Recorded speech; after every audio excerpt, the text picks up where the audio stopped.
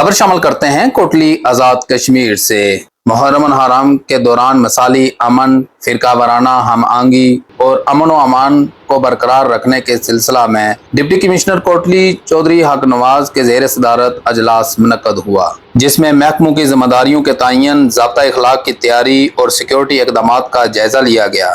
اجلاس میں S P Adeel Ahmed, additional deputy commissioner Syed Naseem Abbas Shah, D H O Syed Shafqat Hussain Shah, D M S doctor Mehmood Aslam, تحصیلدار Khalid Kabir, S H O Chaudhry Muhammad Shahzad, A D civil defence Tazeem Akhtar Khan, S D O برقیات Majid Khan, district traffic inspector Zaitoon Bibi, تحصیل مفتی حبیب اللہ راسخ، نائب محتمم public health Farhan Karim, area special branch Ghulam ربانی، emergency officer rescue 1122 Majid ملک، صدر انجمن تاجرہ ملک محمد یعقوب، صدر district press club Shahnawaz but, سابق صدر ڈسٹرکٹ پریس کلب یاسر حسن، جنرل سیکرٹری جامعہ غوثیہ مسجد علی احمد جان، امام بارگاہ کیسر حسینی، محمد عارفین لون، سرپرست اعلیٰ جعفریہ سپریم کونسل سید فیاض علی شاہ، امام بارگاہ Kaiser Hussaini Syed Ali advocate, chairman Naveed welfare foundation Karamat Hussain Haidri, general secretary Naveed welfare Asif Ali Qadri, صدر Jafaria supreme council doctor Hasnain Bukhari, خطیب غوثیہ مسجد بلیہ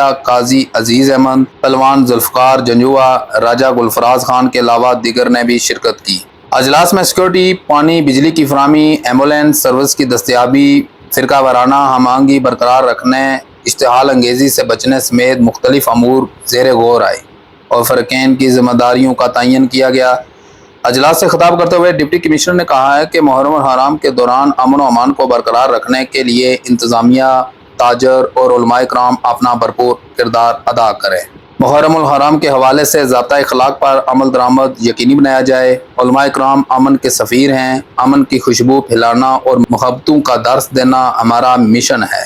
انہوں نے کہا ہے کہ تمام متعلقہ محکمے انتظامات کے سلسلے میں اپنے فرائض کی انجام دہی میں مصروف عمل ہیں، بالخصوص سیکیورٹی صورتحال اور امن عامہ کو برقرار رکھنے کے لیے قانون نافذ کرنے والے اداروں کی جانب سے اقدامات اٹھانے میں کوتاہی نہیں ہونی چاہیے۔ جلوسوں کے راستوں کی صفائی، لائٹنگ، نکاسی آب، محکمہ صحت اور ریسکیو 1122 کی جانب سے خصوصی ڈیوٹیز اور کسی بھی ناخوشگوار صورتحال میں ایمبولینسز کی دستیابی کو یقینی بنایا جائے۔ ایس پی عدیل احمد نے کہا ہے کہ سوشل میڈیا پر منفی پوسٹ اپلوڈ کرنے والوں کے خلاف کارروائی ہوگی۔ تمام لوگوں کو شر پسند عناصر پر نظر رکھنا ہوگی۔